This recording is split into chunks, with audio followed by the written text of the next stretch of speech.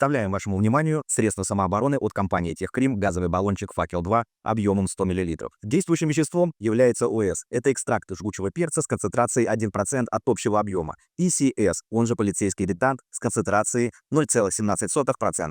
«Факел-2» имеет аэрозольный тип распыления, поэтому он не требует точного прицеливания. Использовать данный баллон рекомендуется на открытых пространствах. На баллоне установлен высокорасходный клапан для выброса максимального состава за короткое время. Время работы данного баллона составляет 4 секунды, либо 8 кратковременных нажатий. Вещество на выходе из сопла образует широкое облако спрея до 90 см в диаметре, а дальность применения составляет до 3 метров. Кнопка защищена пластиковой системой флип-топ, которая служит для избежания случайного нажатия. Данный баллон обладает высокой эффективностью и дезориентирует нападающего на 20-30 минут. «Факел-2» в версии на 100 мл устройство достаточно крупное, но удобное для ношения, особенно в специальном матерчатом чехле или чехле из кожи. С данными чехлами вы можете ознакомиться в соответствующем разделе на сайте.